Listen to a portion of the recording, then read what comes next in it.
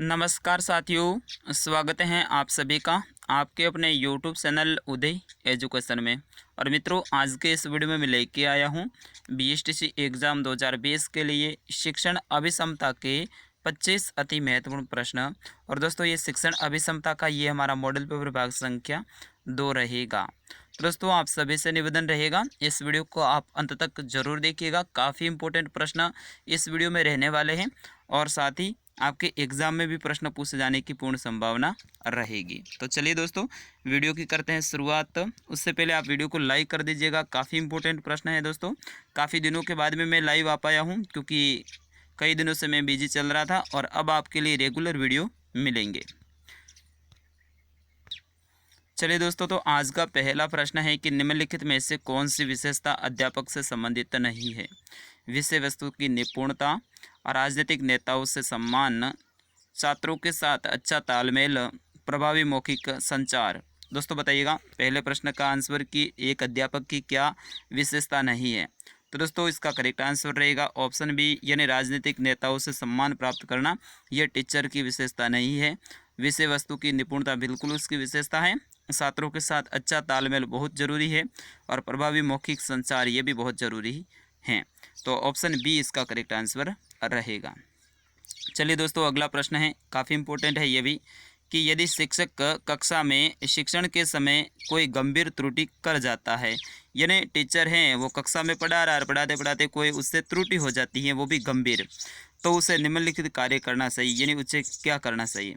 वह अपनी त्रुटि को तुरंत स्वीकार कर ले, वह इसे भुलाने का प्रयास करे, त्रुटि करे और भूल जाए, उसके प्रति अज्ञान बन जाए। दोस्तों, इनमें से क्या करेक्ट आंसर रहेगा? क्योंकि आप आने वाले समय में भावी टीचर हैं हमारे देश के, तो आप क्या करोगे? तो बिल्कुल दोस्तों, ऑप्शन ए इसका करेक्ट आंसर रहेगा। वह अपनी त्रुटि को तुरंत स्वीकार कर ले कि भाइयों यहाँ पे गलती हो गई है, बच्चों यहाँ पे गलती हो गई है।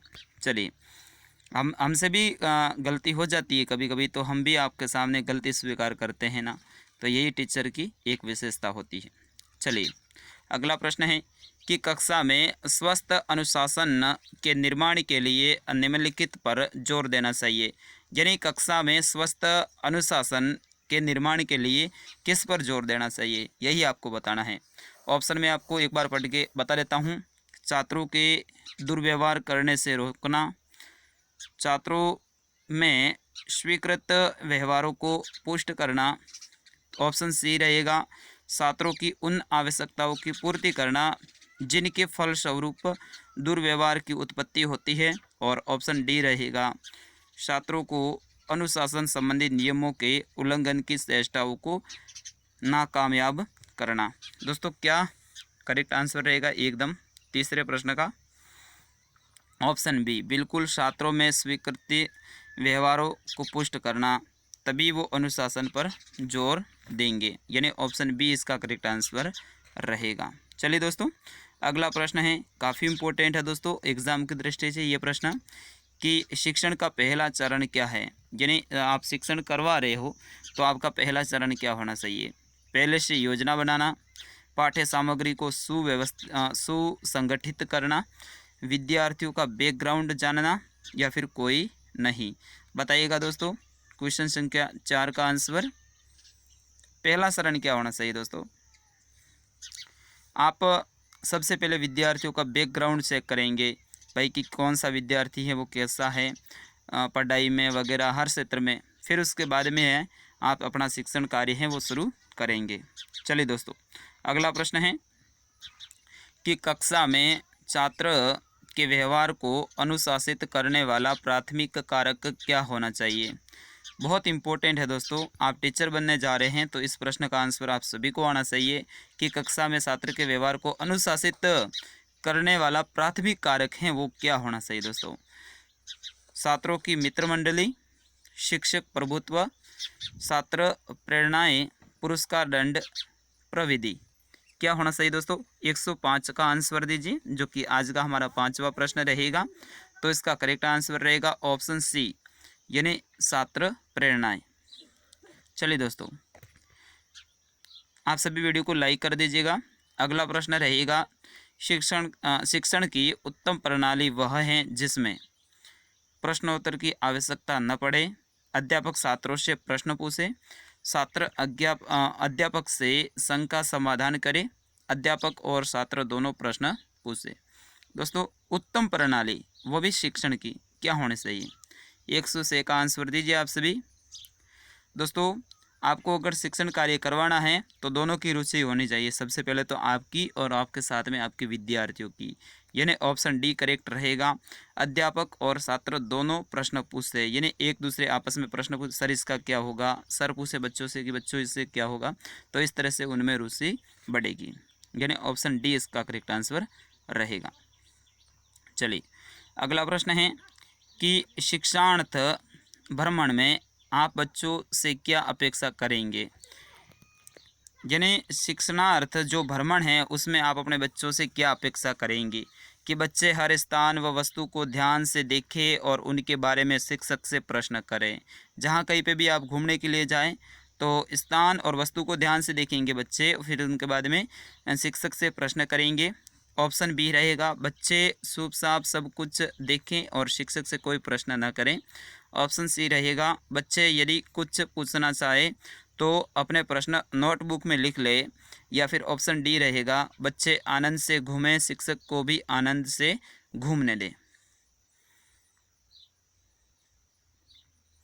बिल्कुल दोस्तों ऑप्शन ए ही रहेगा कि हर स्थान को और वस्तु को ध्यान से देखेंगे। भाई आप घूमने के लिए गए हैं तो हर स्थान को ध्यान से देखेंगे, वस्तु को भी ध्यान से देखेंगे, और उनके बारे में अगर बच्चों को जानकारी नहीं है तो वो अपने गुरुजी से ज़रूर पूछे।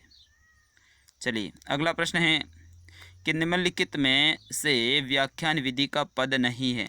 दोस्तों ये टॉपिक आपका बहुत इंपॉर्टेंट है, व्याख्यान विधि वगैरह ये, तो इनमें से व्याख्यान विधि का पद नहीं है, आपको बताना है। तैयारी, प्रयोग, प्रस्तुतिकरण, मूल्यांकन।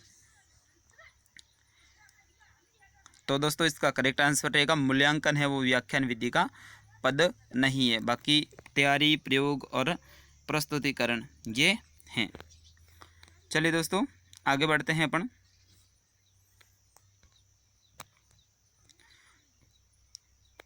काफ़ी इंपॉर्टेंट प्रश्न है ये भी कि शिक्षा एक त्रिआयामी समन्वित रूप है क्योंकि इसका अंग होता है।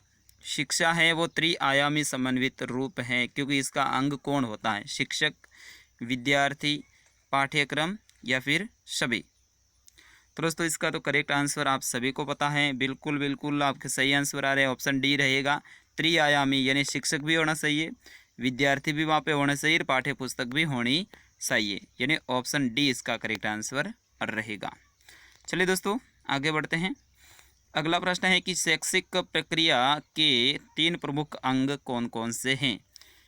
शैक्षिक प्रक्रिया के 3 प्रमुख अंग: उद्देश्य, शिक्षक व मूल्यांकन, विद्यालय, समुदाय व सरकार। शिक्षण प्रक्रिया, मूल्यांकन व पाठ्यक्रम, उद्देश्य, अध्ययन, अध्यापन, परिस्थितियाँ व शिक्षार्थी।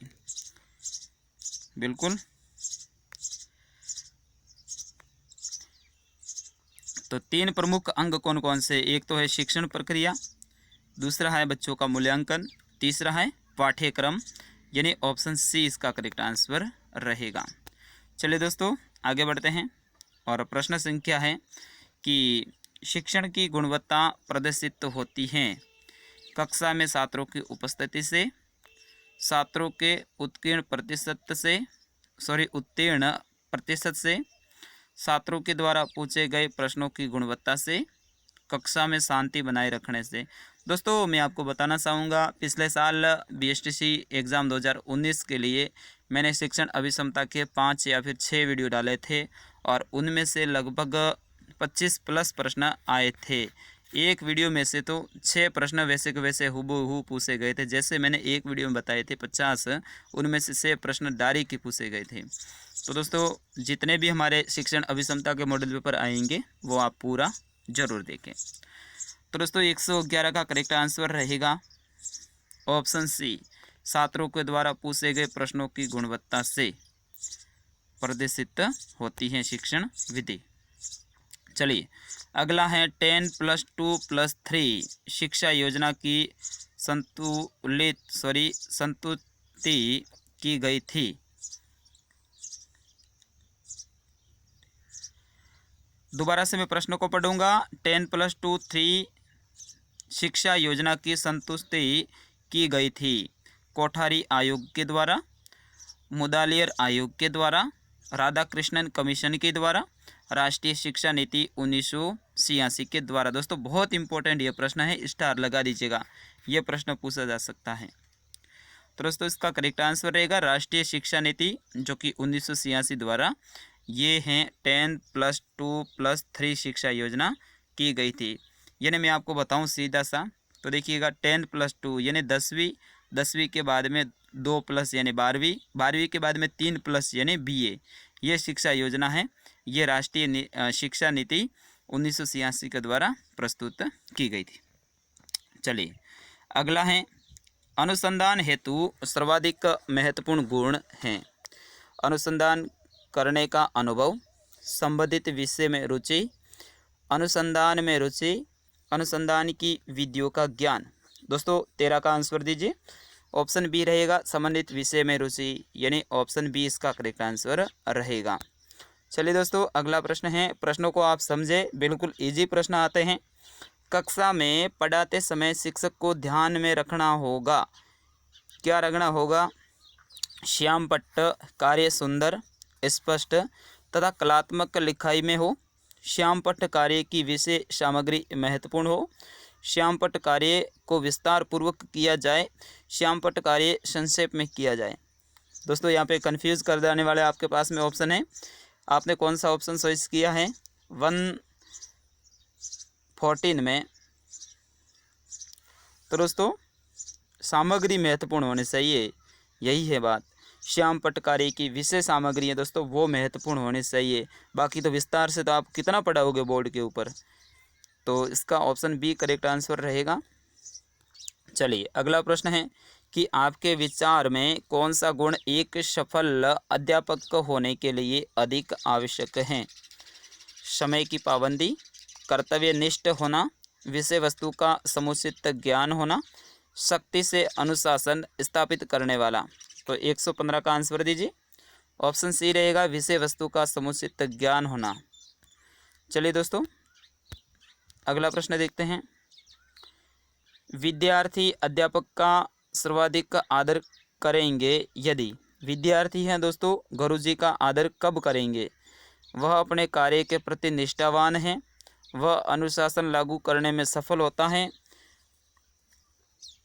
वह विद्यार्थी के साथ मित्रवत हैं, वह अपना प्रभुत्व दृढ़तापूर्वक प्रकट करता है। तो दोस्तों ऑप्शन ए इसका करेक्ट रहेगा। चलिए आगे बढ़ते हैं। अगला प्रश्न है कि आप अध्यापक बनना चाहते हैं पैसा कमाने के लिए, यानी आप गुरुजी बन रहे हैं, टीचर बन रहे हैं, तो क्यों बन रहे हैं? पैसा कमाने के लिए, छात्रों को नकल कराने के लिए, विधायक बनने के लिए, समाज को आदर्श एवं स्वस्थ जीवन प्रदान करने के लिए। दोस्तों बिल्कुल इजी सा प्रश्न है और ऑप्शन डी ही आपका करेक्ट रहेगा, यानी समाज को आदर्श व स्वस्थ जीवन प्रदान करने के लिए। चलिए दोस्तों अगला प्रश्न है, शिक्षक बहुधा अपनी कक्षा का सामना नहीं कर पाते हैं क्योंकि वे किसी बीमारी से ग्रस्त होते हैं, उनमें प्रशिक्षण की कमी होती है, उनमें आत्मविश्वास की कमी होती है, वे अपने पाठ को तैयार करके कक्षा में नहीं आते हैं।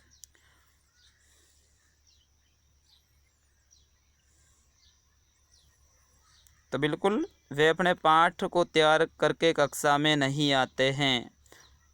फर्स्ट नंबर आपका ये रहेगा, ऑप्शन डी। फिर उसके बाद में अगर दूसरा आंसर पूछे तो वह रहेगा उसमें प्रशिक्षण की कमी भी हो सकती है, तो दूसरे नंबर पे ये आप चॉइस करते हैं तो भी आपको 2 नंबर मिलते हैं। फिर इसके बाद में तीसरा होगा ये वाला, इसमें भी आपको 1 नंबर मिलेगा और वे बीमारी से ग्रस्त हैं, अगर ये चॉइस किया तो कोई नंबर नहीं मिलेगा। चलिए अगला प्रश्न है, ग्रीष्म अवकाश में शिक्षक द्वारा दिए गए गृह कार्य का क्या प्रयोजन है? यानी गर्मियों की छुट्टियों में बच्चों को जो टीचर देता है गृह कार्य, तो उसका प्रयोजन क्या है?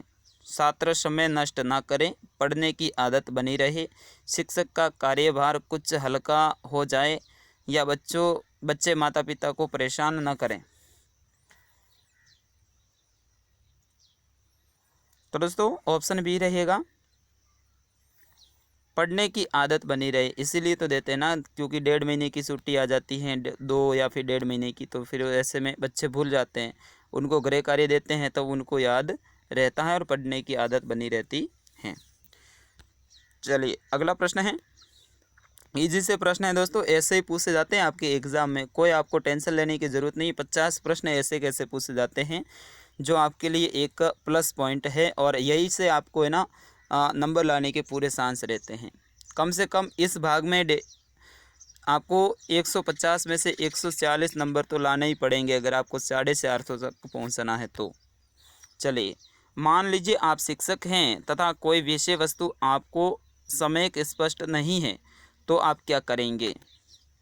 उस विषय वस्तु को छोड़ देंगे, अन्य शिक्षक साथियों से विचार विमर्श करके स्पष्ट करने का प्रयास करेंगे, स्वयं अध्ययन करके स्पष्ट करने का प्रयास करेंगे, इनमें से कोई नहीं। तो दोस्तों इसका करेक्ट ऑप्शन रहेगा ऑप्शन बी, यानी अन्य शिक्षक साथी है उनसे विचार विमर्श करेंगे और उसको स्पष्ट करने का प्रयास करेंगे। भाई हम तो पढ़ाते हैं, हमारे भी ऐसा ही होता है, हमें कोई नहीं आता है तो हम अपने जो भी साथी हैं उनके पास में जाते हैं, उनसे विचार विमर्श करते हैं और फिर उनको समझने की कोशिश करते हैं। चलिए अगला प्रश्न है, कक्षा के कमज़ोर विद्यार्थियों को अतिरिक्त समय देकर पढ़ाना चाहिए, इस कथन से आप क्या सहमत हैं, असहमत हैं, लगभग सहमत हैं या कोई नहीं? तो दोस्तों 21 का क्या रहेगा? सहमत हैं। बिल्कुल कमज़ोर है दोस्तों, हमारे विद्यालय जहाँ पे मैं पढ़ाता हूँ वहाँ पे भी ऐसा ही हम करते हैं। जो कमज़ोर होते हैं उनको अलग से क्लास लेते हैं, भले ही वो कितनी भी बड़ी क्लास का हो, उनको लेवल पे लाने के बाद में पुनः वापस उसकी क्लास में उसको भेज दिया जाता है। तो ये सहमत। अगला प्रश्न है, एक शिक्षक की अपने व्यवसाय में सफलता का मूल मंत्र है, बताइएगा दोस्तों। 122 का ऑप्शन सी रहेगा, उसमें अभिव्यक्त करने की क्षमता होनी चाहिए, यानी अपनी बात है वो विद्यार्थियों को बताने की क्षमता होनी चाहिए। अभिव्यक्त का मतलब होता है अपनी बात बताना। चलिए दोस्तों अगला प्रश्न है, किसी भी व्यक्ति की सफलता निर्भर करती है व्यक्ति की रुचि पर, क्षमता व दक्षता पर, आवश्यकता पर या फिर मानसिक स्थिति पर? बिल्कुल इजी सा प्रश्न है दोस्तों।